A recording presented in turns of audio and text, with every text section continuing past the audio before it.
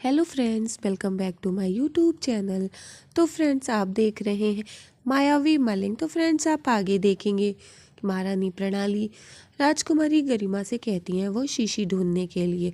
राजकुमारी गरिमा उनके कक्ष में ढूंढ रही होती हैं। जब वो अंगद से सवाल उल्टे करने लगती हैं तो राजकुमारी गरिमा को वो भेज देती हैं। इधर राजकुमारी ऐश्वर्या की माँ उनको तैयार करती हैं। उनको ऐसा लगता है कि वो आदिवंत के साथ जा रही हैं और उनको कुछ गलतफहमी हो जाती है।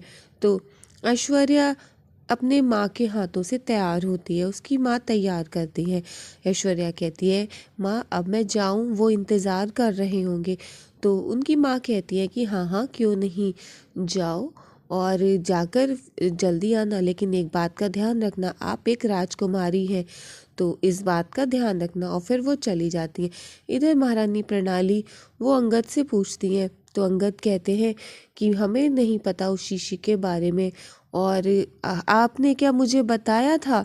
और फिर महारानी प्रणाली कहती है कि हमारी वो शीशी जो हमारे तात ने हमें दी थी, और वो उन्होंने दी थी और वो यहाँ से चोरी हो गई है। हमें तो उस शीशी के बारे में पता नहीं, अगर हमने चुराई होती तो आप हमारा सर कलम कर देती। तो महारानी प्रणाली उनके मुंह पर हाथ रख लेती हैं और उनकी आंखों में देखती है। महारानी प्रणाली की आंखों में आंसू आ जाते हैं और इधर अंगद उनकी तरफ देखते हैं और फिर उनका हाथ पकड़ लेते हैं। महारानी प्रणाली आंखें बंद कर लेती हैं और अंगद उनको देख रहे होते हैं। फिर अंगद उनका हाथ पकड़ लेते हैं और फिर उसके बाद वो छोड़ के आगे बढ़ जाते हैं। महारानी प्रणाली वहीं खड़ी रहती है। इधर राजकुमारी ऐश्वर्या समुद्र पर घूमने के लिए जाती है और सरदार चिगू की प्रतीक्षा कर रही होती है, और वो देखती है अभी तक आए नहीं, उड़ने वाले इतनी देर में कैसे आते हैं। और इधर आप देखेंगे कि उनकी माँ, ऐश्वर्या की माँ, वो देखती है, अरे उनके कान का एक कान फूल तो रह ही गया और कितना अजीब सा लग रहा होगा। वो उन्हें देने के लिए जाती, इतने में उनकी नज़र आदिवंत पे पड़ती है। और इधर ऐश्वर्या वो इंतज़ार कर रही होती है चीकू का। उनके हाथ पड़ता है दूसरे कान पे, तो एक कान में नहीं होता तो वो दूसरे कान का भी कर्णफूल निकाल देती हैं। और फिर आप देखेंगे वहाँ पे सरदार चीकू आकर उनके चिपक जाते हैं और वो कहती हैं कि हमें छोड़िए। और वो कहते हैं, अच्छा अगर हमने आपको छोड़ दिया तो हम आपको लेकर उड़ेंगे कैसे? तो वो कहती हैं, अच्छा इससे तो अच्छा होता है कि हमें उड़ना आता तो हमें आपकी आवश्यकता ही नहीं होती। और इधर आप देखते हैं कि महारानी आ जाती हैं और वो देखती हैं ऐश्वर्या कहाँ है। उनकी नज़र ऐश्वर्या पे ना पड़ करके दूसरी तरफ देखती हैं। इधर सरदार चिगू और ऐश्वर्या साथ में खड़े होते हैं। सरदार चिगू और ऐश्वर्या दोनों लोग छेड़ाछाड़ी कर रहे होते हैं।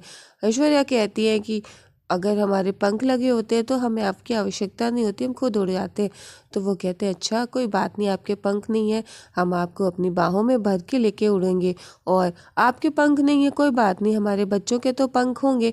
इधर ऐश्वर्या की माँ देखती है अधिवंत ऊपर होते हैं, अधिवंत के पास जाती है तो इतने में वो गायब हो जाते हैं। वो कहती है, लगता है दोनों लोग निकल गए।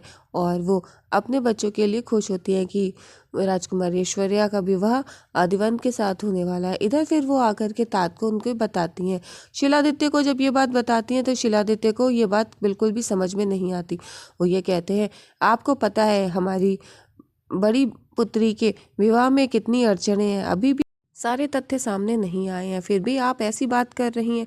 तो उनकी माँ कहती हैं कि आप ये बात समझने की कोशिश करिए, ये उम्र ही ऐसी है, यदि अगर उनके मन में कोई आ गया, वो किसी से प्रेम कर बैठी तो फिर क्या होगा? तो शिलादित्य कह रहे हैं, ये आप कैसी बात कर रहे हैं? तो महारानी कहती है कि आप इस बात को समझने की कोशिश करिए। आदिवंत अच्छे लड़के हैं, अच्छे युवराज हैं, और हमारी दूसरी बेटी भी उसी घर में जाए, दोनों बहनें साथ पली बड़ी साथ रहेंगी आगे चलकर भी, तो कितना अच्छा होगा। तो शिलादित्य कहते हैं कि हमें ये बिल्कुल मंजूर नहीं। इधर ऐश्वर्या वो समुद्र में जब पहुंच जाती है, इधर सदा चीगू उनको ऐसी जगह ले जाते हैं और वहाँ पर उन्हें बहुत प्रसन्नता होती है। वो ऊपर देखती हैं, फिर नीचे देखती हैं, वो कहती हैं कि काश हम यहीं पर अपना घर बना पाते। और सरदार चिगू कहते हैं कि ये आप क्या कह रही हैं? और फिर वो कहते हैं कि हम आपके अच्छे वाले मित्र हैं ना। इधर ऐश्वर्या की माँ काफ़ी परेशान होती हैं। वो शिलादित्य से जब बात करती हैं, शिलादित्य इस बात के लिए बिल्कुल भी तैयार नहीं होते। वो ये कहते हैं कि चाहे कुछ भी हो जाए, उस राज परिवार में हम अपनी दूसरी बेटी नहीं देंगे। हमारी प्रथम बेटी प्रणाली के विवाह की में इतनी सारी परेशानियां हैं। इधर ऐश्वर्या आदिवंत से मिलती हैं। वो कहते हैं, अरे आदिवंत आप यहाँ? और आप इतनी जल्दी लौट आए। तो वो कहते हम गए कहाँ थे। तो उनकी माँ बात संभालते हुए कहती हैं कि अरे हमको लगा था कि हमारे सही से सुन नहीं पाया ना, हमारे सुनने में गलती हुई। इधर आप देखेंगे अंगद पहुंच जाते हैं कालिंदी के पास में। तो कालिंदी पूछती है क्या बात है, मानसरोवर का पानी, उसकी शक्तियाँ इतनी कमज़ोर हो गई हैं कि आप उसमें तैर के आ रहे हैं। तो अंगद बताते हैं कि नहीं, हम हरण को ठिकाने लगा के आ रहे हैं। हमने हरण को पानी में जमा दिया और उनको हमने गुप्त जगह रख दिया। जब वो कालिंदी को नहीं बताते तो वो ये कहती है हम भी आपको नहीं बताएंगे उस शीशी के बारे में। और फिर वो शीशी जब निकालती हैं तो अंगद देखने लगते हैं कि ये वही शीशी है। और फिर कालिंदी के मना करने के बावजूद भी अंगद उस शीशी के पानी से हाथ धोते हैं। और वो कहती है आपके हाथ ना जल जाए, लेकिन अंगद नहीं मानते। जब उस शीशी के पानी से जब वो हाथ धोते हैं तो उस शीशी में कुछ रोशनी सी होती है। और जब अंगद उसे हाथ धोते हैं तो उनके हाथ में रोशनी होने लगती है। कालिंदी देखने लगती है, अंगद देखते हैं, कहते हैं अरे ये तो दानव वंशों का साथी है, इसने तो हमारी ताकत और भी बढ़ा दी। और ये देखकर कालिंदी और अंगद बहुत ज़्यादा प्रसन्न हो जाते हैं।